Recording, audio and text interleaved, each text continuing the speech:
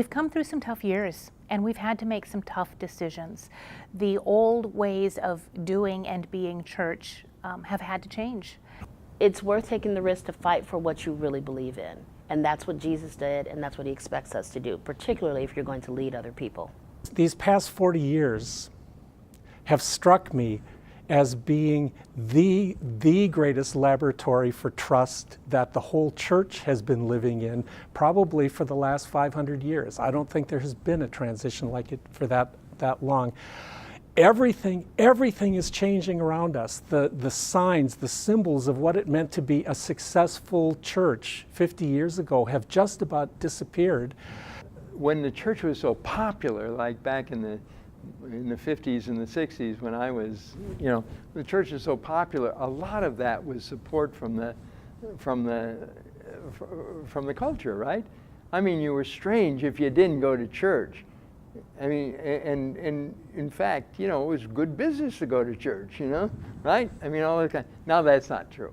We need to stop clinging to buildings and start clinging to people. We need to really look at the people resource and stop looking at our buildings. Our buildings are holding us back. They could be wonderful places where we do ministry, but we need to also realize that the ministry may not look like it did for the past 50, 80, 100 years. But if we focus on people, the people will tell us what our ministry needs to be. And then we may find that we may be able to collaborate with other denominations, other folks, people who may look like us, may not look like us. Because even if you think white people look like you because they're white, they're not like you. The generation today is not like our parents' generation. For sort of the mainline communities in this country, particularly those churches, for example, who, well, I mean, the LCA, as much as we've wanted to be an inclusive church, we've still remained largely a European heritage kind of a church. And so we haven't been a threat to the society in general, right? Therefore, we haven't really been called on to be really faithful and bold in our witness whether it comes to poverty or economics or politics, and also, frankly, the radical news of the gospel. Some of the difficult things we're called to do is to take a look at ourselves and find out if we're living according to the Great Commission, or is our ministry still viable, and how do we translate what we learned here at the seminary into our context? I am looking for those opportunities where religion can be responding with all of its gifts, its wise counsel, its great liturgies. Think of all the ways we use water in liturgy, and yet water is threatened on the face of the earth. How are we going to link those things up? And how are we going to link it up with our Buddhist and Hindu and Sikh and Jain friends to say, let's all get behind this and make an impact on the environmental question that can save humanity? Church isn't safe anymore. And you can talk about that in two different ways.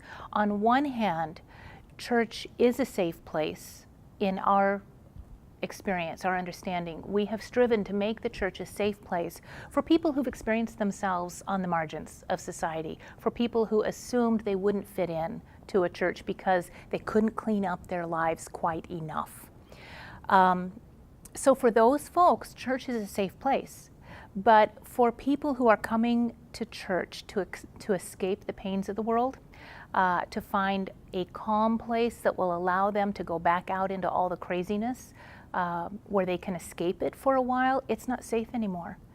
Because the realities of addiction and mental illness and sexual abuse and physical violence and torture and homelessness and losing your breadwinner because they didn't have insurance and they died of complications from a simple illness, all of those realities are just sitting right in the pew next to people.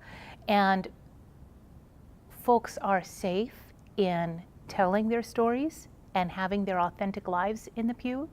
It's not safe if you're looking to escape all of those things. My hope is based in the power of the gospel, that